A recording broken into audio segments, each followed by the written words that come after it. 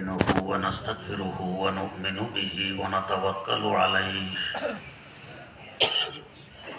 ونعوذ بالله من شرور أنفسنا ومن سيئات أعمالنا من يهده الله فلا مضل له ومن يضلله فلا هادي له ونشهد أن لا إله إلا الله وحده لا شريك له ونشهد أن سيدنا ونبينا ومولانا محمدا عبده ورسوله أرسله بالحق بشيرا ونذيرا وداعيا إلى الله بإذنه وسراجا منيرا صلى الله تعالى عليه وعلى آله وأصحابه وسلم تسليما كثيرا كثيرا أما بعد فأعوذ بالله من الشيطان الرجيم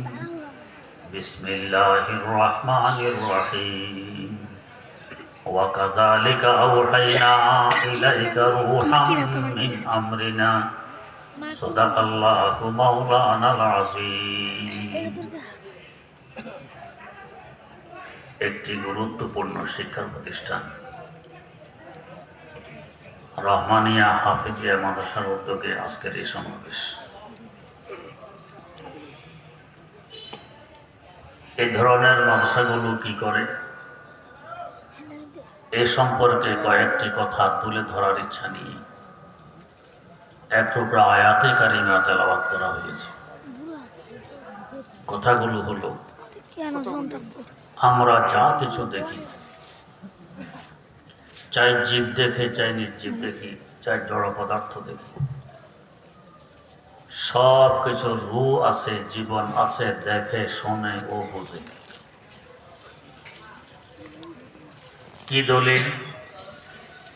আল্লাহ পাক বলেন, ওয়া ইন মিন শাইইন ইল্লা ইউসাব্বিহু বিহামদিহি ওয়ালাকিন লা তাফকাহুনা তাসবিহাহুম। এমন কোনো বস্তু নেই যে আল্লাহর প্রশংসা সহকারে তাসবিহতে রত না আছে। এই আয়াতে কথা উল্লেখ নেই যে এমন কোনো জীব নেই, ওয়া ইন মিন শাইইন এমন কোনো বস্তু নেই। যদি তার জীবন না থাকে তাসবিহ পড়ে কি করে?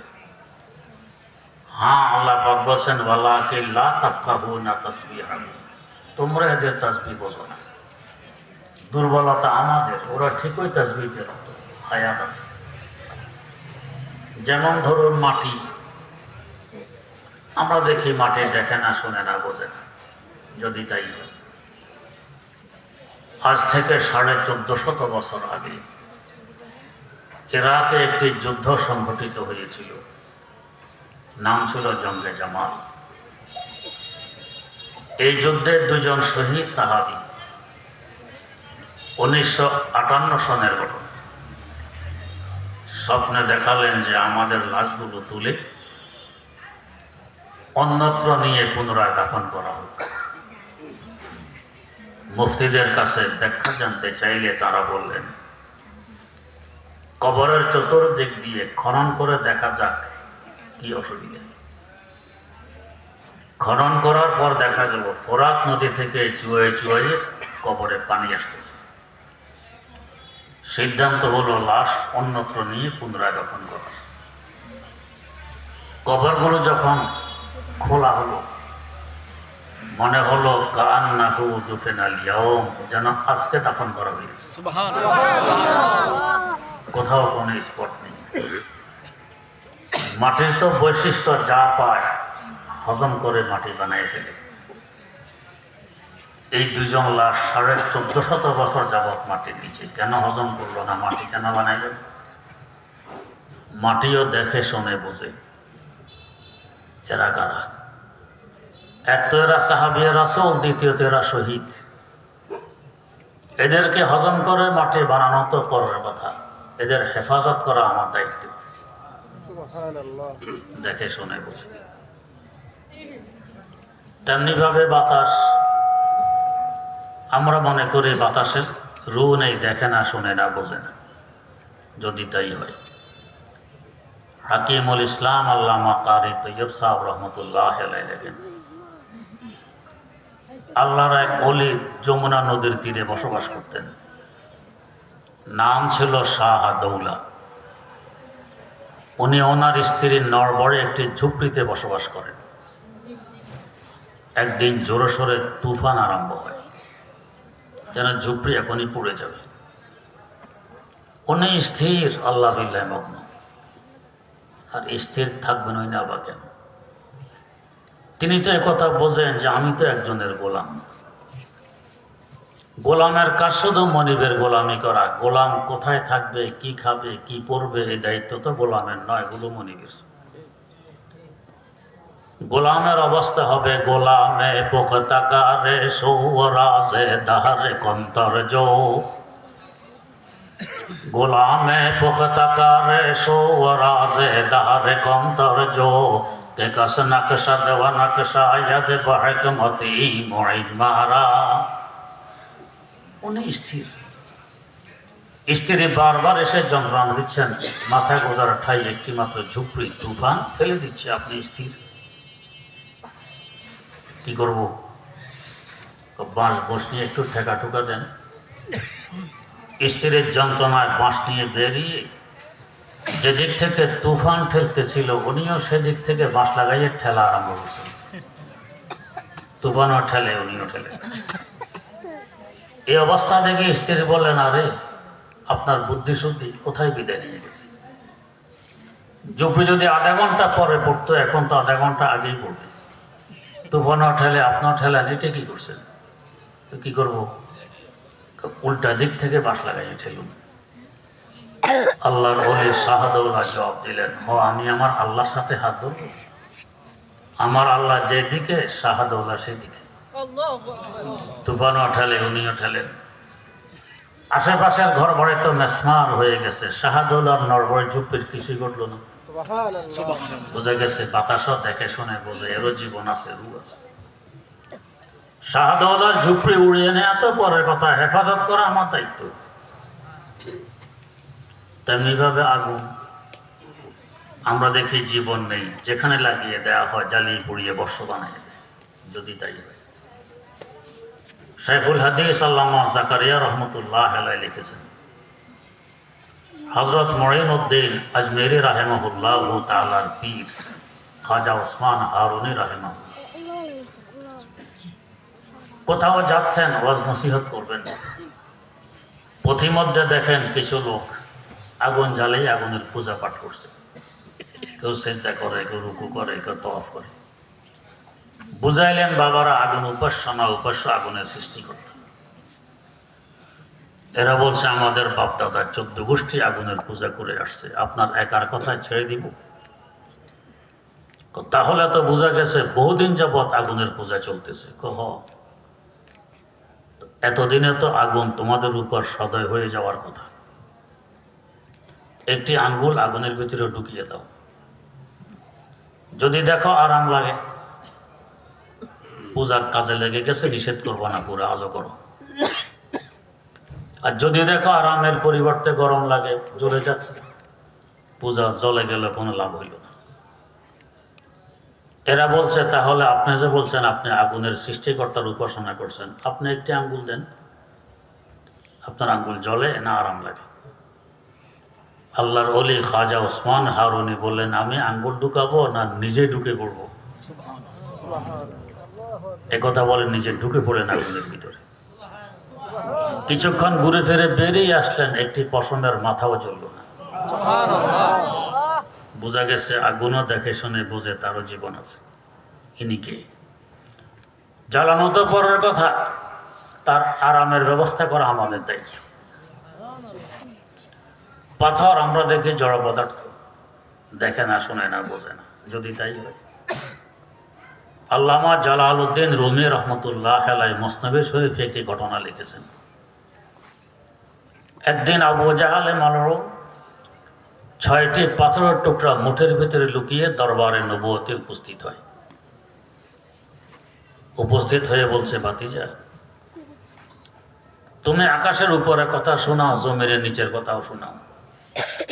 আমার মুঠের ভিতরে কি লুকিয়ে আছে যদি শুনাইতে পারো, বুঝবো তুমি সত্য নবী। নবী করিম সাল্লাল্লাহু আলাইহি ওয়াসাল্লাম বললেন, চাচা আপনার মুঠের ভিতরে কি লুকিয়ে আছে বলতে পারলে বুঝবেন আমি সত্য নবী। আপনার মুঠের ভিতরে লুকায়িত বস্তুগুলো যদি সাক্ষী দিয়ে দেয় যে আমি সত্য নবী, তাহলে گفته بو جهلی دوم نادر تراست گفته آره حق ازا قادر تراست। আবু জাহল বলতে, ভাতিজা বলো কি, তোমার তো বাকশক্তি আছে, কথা বলতে পারো, আমার মুঠের ভিতরে এমন কিছু বস্তু লুকিয়ে আছে এদের বাকশক্তি নেই, এরা কথা বলতে পারে না। আবু জাহাল একথা বুঝতে সক্ষম হলো না। আমাদের মুখের ভিতরে এক টুকরা গোশত, যাকে আমরা জিহ্বা বলে থাকি, নাড়া মারলে আওয়াজ বেরিয়ে আসে। যে আল্লাহ গোশতের টুকরায় আওয়াজ বের করার শক্তি দিতে পারেন, এ আল্লাহ পাথরের টুকরায় কথা বলার ক্ষমতা দিতে পারেন না? বুঝলো? দুজনের কথা চলছে, এর মধ্যে আবু জাহলের মুঠের ভিতরে পাথরগুলো কথা বলা আরম্ভ করে দিয়েছে। گفته ششپارا حجر در دست توست بشنو از هر یک تو تسبیح درست। ও আবু জাহলের মতো, তোর মতো একজন মুশরিকের মুঠের ভিতরে আমরা 6টি পাথরের টুকরা লুকিয়ে আছি। তোর ভাতিজা সত্য নবী কি অসত্য নবী সাক্ষী শুন। যদি শুনতে হয় তো শুনে নেয়, লা ইলাহা গুফত ইল্লাল্লাহ গুফত গওহারে আহমদ রাসূলুল্লাহ সুফত। একমাত্র উপাস্য আল্লাহ রাব্বুল আলামিন। তোর ভাতিজা হযরত মুহাম্মদ সাল্লাল্লাহু আলাইহি ওয়াসাল্লাম আমাদের আল্লাহর পাঠানো সত্য রাসূল, সাক্ষী দিয়ে। আমরা তো দেখি পাথর জড়া পদার্থ, দেখে না, শোনে না, বোঝে না, মুর্দা, রূহ নেই, জীবন নেই। যদি তাই হয়, দুজনের কথোপকথন শুনলো কি করে, নিজেরা কথাবার্তা বললো কি করে? বোঝা গেছে সকল মাখলুকের রূহ আছে। তেমনি ভাবে গোটা কায়নাত, সৃষ্টি জগতেরও একটি রূহ আছে। সৃষ্টি জগতের রূহ কি? আল্লাহ পাক বলেন, ওয়া কাযালিকা আওহাইনা ইলাইকা রূহাম মিন আমরিনা। ওহীর মাধ্যমে আমি আপনার কাছে জগতের রূহ পাঠিয়ে দিয়েছি। আমরা দেখি ওহীর মাধ্যমে পাঠাইছেন কোরআন শরীফ, আল্লাহ পাক বলেন পাঠাইছি রূহ। হাকিমুল ইসলাম আল্লামা কারি তৈয়ব সাহেব রহমতুল্লাহ আলাইহি এই আয়াতের তাফসিরে লেখেন, এখানে রূহ মানে কোরআনে কারীম, গোটা সৃষ্টি জগতের রূহ। রূহ যতক্ষণ দেহে আছে, দেহ ততক্ষণ জিন্দা আছে, দেহের মূল্য আছে। দেহের মূল্য রূহের কারণে। রূহ দেহ ত্যাগ করে গেলে দেহ লাশ, দুই ভাষা মূল্য নেই। তো কোরআনে কারীম সৃষ্টি জগতের রূহ যতক্ষণ আছে, জগৎ জিন্দা আছে। কোরআন বিদায় নিবে, জগৎ মুর্দা, দুই ভাষার মূল্য থাকবে না। রূহ দেহ ত্যাগ করলে দেহ 1-2 দিন টিকে, এরপরে ফলে, ফাটে, পচে, দুর্গন্ধ ছড়িয়ে পড়ে, আবহাওয়া দূষিত হয়, পরিবেশ নষ্ট হয়। এক সময় দেহ তার দৈহিক অস্তিত্ব হারিয়ে ফেলে, আর অস্তিত্ব থাকে না। কোরআনে কারীম জগৎ ত্যাগ করবে, 2-4 দিন জগৎ থাকবে, চতুর্দিকে ফিতনা, ফাসাদ, দাঙ্গা, হাঙ্গামা, পছন্দরা অবস্থায় থাকবে। এরপরে কিয়ামত কায়েম হবে, জগৎ তার দৈহিক অস্তিত্ব ধরে রাখতে পারবে না, মিটে যাবে। ইবনে মাজাহ শরীফে আছে, কিয়ামতের আগে এক ব্যক্তি দেখবে তার কোরআন শরীফের পৃষ্ঠাগুলো সাদা, কোনো লেখা নেই। হয়তো ভাববে কেমিক্যাল জনিত কারণে লেখাগুলো বোধহয় নষ্ট হয়ে গেছে। পার্শ্ববর্তী আরেক ব্যক্তিকে গিয়ে জিজ্ঞেস করবে, তোমার কোরআন শরীফে দেখো তো কি অবস্থা। সে তার কোরআন শরীফ খুলে দেখবে ওইটাও সাদা, কোনো লেখা নেই। তার মানে একসাথে গোটা দুনিয়া থেকে কোরআন শরীফ উঠে যাবে, কোরআন আর থাকবে না। এরপরে কিয়ামত কায়েম হবে, জগৎ তার দৈহিক অস্তিত্ব হারিয়ে ফেলবে। এবারে আসুন, দেহের দাম বেশি না রুহের দাম বেশি? রুহের দাম বেশি। কারণ দেহের কারণে, রুহের কারণেই তো দেহের দাম। দেহের তুলনায় রুহের মূল্য কোটি কোটি গুণ বেশি। এই হিসাবে গোটা সৃষ্টি জগতের তুলনায় কোরআনের মূল্য কোটি কোটি গুণ বেশি। কেউ আছে দেহের সেবক, কেউ আছে রুহের সেবক। কৃষক চাষাবাদ করে, শস্য উৎপাদন করে, দেহের খোরাকের ব্যবস্থা হয়, এটা দেহের সেবা। কৃষক হলো দেহের সেবক। ইঞ্জিনিয়ার বিল্ডিং বানায়, দেহ আরামে ঘুমাইতে পারে, ইঞ্জিনিয়ার দেহের সেবক। ডাক্তার চিকিৎসা করে, দেহ আরোগ্য লাভ করে, ডাক্তার দেহের সেবক। যদি এদের নিয়ত ভালো থাকে অনেক সওয়াব। এমনকি মাখলুকের সেবার মাধ্যমে সহজে আল্লাহর ওলিয়া হওয়া যায়। আলেম সমাজ, হাফেজ, এরা আল্লাহর কোরআন পড়ে পড়াইয়ে রুহের সেবা করে, এরা রুহের সেবক। দেহের তুলনায় রুহের মূল্য যে পরিমাণ বেশি, দেহের সেবকের তুলনায় রুহের সেবকের মূল্য ওই পরিমাণ বেশি। তাই তো রাসূল আকরাম সাল্লাল্লাহু আলাইহি ওয়াসাল্লাম বলেছেন, খায়রুকুম মান তাআল্লামাল কুরআনা ওয়া আল্লামা। তোমাদের মধ্যে সবচেয়ে দামি, উত্তম, শ্রেষ্ঠতম ওই ব্যক্তি যে কোরআন শিখে এবং শিখায়। কেন সে এত দামি, এত মূল্যবান? সে রুহের সেবক। হয়তো মন ভাঙবেন, হুজুর আমরা কোরআন পড়তে জানি না, জানলেও বিশুদ্ধ জানি না, রুহের সেবা করতে পারলাম না, বঞ্চিত হয়ে গেলাম। না, ডাক্তার রোগীর চিকিৎসা করে, সে রোগীর প্রত্যক্ষ সেবক। ডাক্তারের সহযোগী তো দু চারজন থাকে, কাগজ কলম এগিয়ে দেয়, মেশিন এগিয়ে দেয়, ওষুধপত্র এগিয়ে দেয়, এরা কি রোগীর সেবক নয়? হোক না পরোক্ষভাবে, এরাও তো রোগীর সেবক। তো আলেম সমাজ এবং হাফেজরা কোরআন পড়ে পড়ায় সরাসরি রুহের সেবা করে।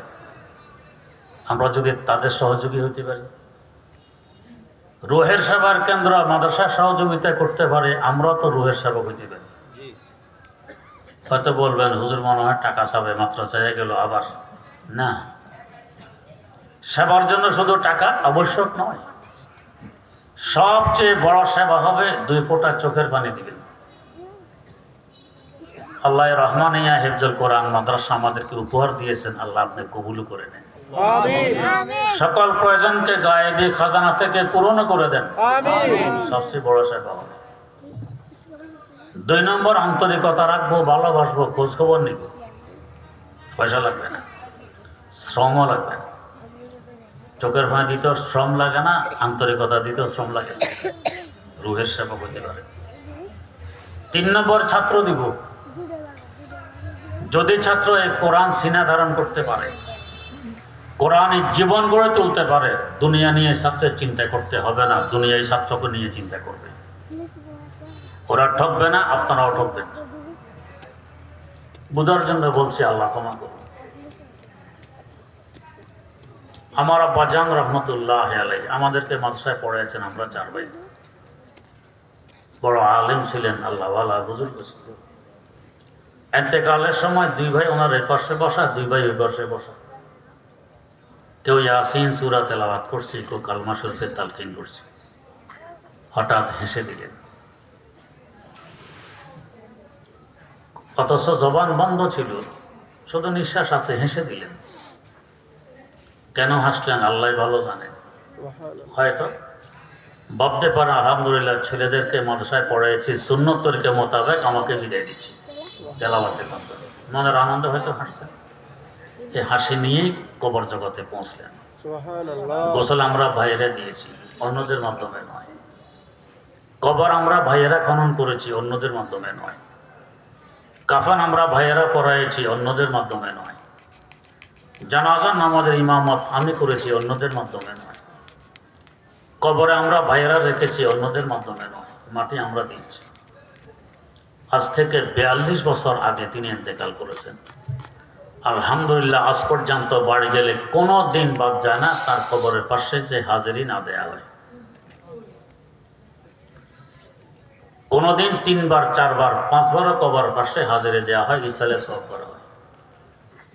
আশেপাশে কোথাও মাহফিলে গেলে, আমাদের বাড়ি কুমিল্লা জেলা লাকসাম থানা, রাতের 1টা বাজুক 2টা বাজুক, ফিরার পথে আব্বা আমার কবরের কিনারায় হাজিরি হয়, ইসালে সওয়াব হয়, তারপরে ঢাকার দিকে রওনা হয়। আলহামদুলিল্লাহ, ওনারাও ধন্য আমাদেরকে মাদ্রাসায় পড়ায়। আমরাও দমে দমে তাদের কৃতজ্ঞতার প্রকাশ করি যে আমরাও ধন্য, আমাদেরকে মাদ্রাসায় পড়াইয়েছেন। ওনারাও ঠকেননি, আমরাও ঠকিনি। আল্লাহ পাক বাদশার মতো চালান, আলহামদুলিল্লাহ। তো ছেলেদেরকে মাদ্রাসায় দিব, ভাতিজাকে দিব, বাগিনাকে দিব, ইনশাআল্লাহ যদি কোরআনে এলেম সিনা ধারণ করতে পারে, দুনিয়া নিয়ে তাকে ফিকির করতে হবে না, দুনিয়া তাকে নিয়ে ফিকির করবে। আমার শেখ ও মুর্শিদ শেখুল ইসলাম আল্লামা তাকি উসমানী দামাত বারকাতুহুর একটি শের আছে। হযরত বলেন, দো গাম চলে থেকে নজর আ গই মঞ্জিল, दो गांव में चले थे कि नजर आ गई मंजिल, मरकब कोई बेहतर न मिला तर्क तलब से, मरकब कोई बेहतर न मिला तर्क तलब से। দুই কদম চললাম, দেখি গন্তব্যে পৌঁছে গেছি। এত দ্রুত কিভাবে পৌঁছলাম? আমার বাহন বড় দ্রুতগামী, এই জন্য দ্রুত পৌঁছলাম। সে বাহন কি? সে বাহন হলো তর্কে তলব, দুনিয়া বিমুখ থাকা। আমার কাজ কোরআন নিয়ে পড়ে থাকা, কোরআনে বিদ্যা অর্জন করা, বিদ্যা প্রচার প্রসার করা, এটা আমার কাজ। আমার দুনিয়ার চিন্তা আমার আল্লাহ করবেন। কারে সাজে মা বফিকরে কারে মা ফিকরে মা দরকারে মা আসারে মা। আমার মনিব আমার চিন্তা করবেন, আমি তো মনিবের গোলামি করব, তার কোরআন নিয়ে থাকবো, ঠকবে না। ছেলে দিবেন, বাচ্চা দিবেন, এটা হলো সহযোগিতা। 4 নম্বরে সামর্থ্য অনুপাতে কিছু আর্থিক সহযোগিতা করবেন। লক্ষ লক্ষ টাকা দিতে হবে না। হাকিমুল উম্মত মুজাদ্দিদুল মিল্লাত হযরত শাহ আশরাফ আলী থানভী রহমাতুল্লাহ আলাইহি লেখেন, ধরুন এক ব্যক্তি 2 লক্ষ টাকা দিল মাদ্রাসায়, এরপরে বলে কি, আমার টাকা দিয়ে তো মাদ্রাসা চলে, আমার টাকা খাইয়ে তো হুজুররা চলেন, আমাকে সেক্রেটারি বানাবে না, সভাপতি বানাবে না, তো কাকে বানাবে? 2 লক্ষ টাকা জলে গেল, 2 পয়সা লাভ হবে না, মাদ্রাসার বরকত হবে না, ওরও সওয়াব হবে না। আর এক বেটা রিক্সা টানে কিংবা ঠেলা গাড়ি ঠেলে 2 টাকা নিয়ে এসেছে, হুজুর গ্রহণ করেছেন, মনে মনে খুশি, আমার টাকাটা হুজুর গ্রহণ করেছেন। হযরত হাকিমুল উম্মত বলেন, এই 2 টাকার যে সওয়াব হবে, ওই 2 লক্ষ টাকায় সে সওয়াব হবে না। এই 2 টাকা যে বরকত হবে মাদ্রাসার, ওই 2 লক্ষ টাকা সে বরকত হবে না। তো ইখলাসের সাথে সামর্থ্য অনুপাতে কিছু সহযোগিতা করব, আমিও রুহের সেবক হতে পারি। আল্লাহ রাব্বুল আলামিন আমাদের সকলকে রুহের সেবক হিসাবে কবুল করে নেন। আমিন। সুবহানাল্লাহি ওয়া বিহামদিহি, সুবহানাকা আল্লাহুম্মা ওয়া বিহামদিক, আশহাদু আল্লা ইলাহা ইল্লা আনতা আস্তাগফিরুকা ওয়া আতুবু ইলাইক।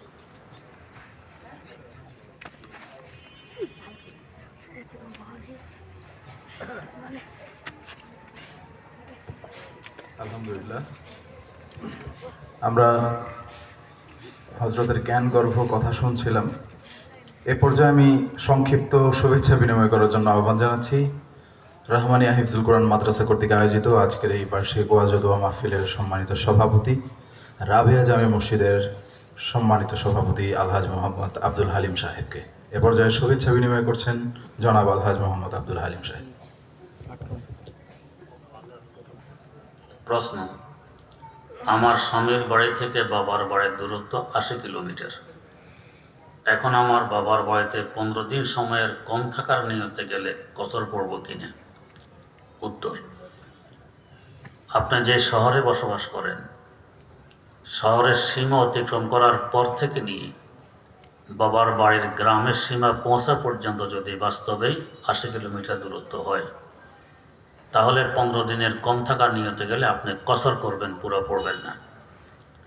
রুখসতি হয়ে যাওয়ার পর স্বামীর বাড়ি হলো আপনার বাড়ি, বাবার বাড়ি এখন আপনার বাড়ির হয়নি, সেখানে আপনাকে কসর করতে হবে, পুরা নামাজ পড়তে পারবেন না। প্রশ্ন, আমাদের এলাকায় জুমার খুতবা মসজিদের মাইক দিয়ে বলা হয় এবং জুমার নামাজ লাউড স্পিকার দিয়ে পড়ানো হয়, এটা জায়েজ হবে কিনা? উত্তর, মসজিদ যদি অনেক বড় হয়, মুসল্লিরা ইমামের আওয়াজ শুনতে না পায়, তো মাইক ব্যবহার করবেন, তবে যতটুকু ব্যবহার করলে মুসল্লিরা শুনতে পায় অতটুকু। উপরে বড় মাইক ব্যবহার করলে আশেপাশের অন্য মসজিদের ডিস্টার্ব হয়, সমস্যা হয়, তাই বড় মাইক ব্যবহার করা যাবে না, ভিতরে মাইক ব্যবহার করা যাবে। প্রশ্ন, আমি মহিলা মাদ্রাসায় পড়ি, আমার ওস্তাদগণের সাথে পর্দার আড়ালে কথা বলতে হয়, সেক্ষেত্রে তাদেরকে সালাম দেওয়া বৈধ হবে কিনা? উত্তর, যদি সরাসরি কথা বলি, থাকি পর্দার আড়ালে, তারপরেও সালাম দেওয়া যাবে না, এটা নিষেধ। কোনো যুবতী মহিলার জন্য যুবক পুরুষকে যদি বেগানা হয় তো সালাম দেওয়া বৈধ নয়। হ্যাঁ, যদি 55 বছরের ঊর্ধ্বে বয়স হয়ে যায় তখন বৈধ, এর আগে দিতে পারবেন না। প্রশ্ন, চাচাকে বাবা বলে ডাকা যাবে কিনা?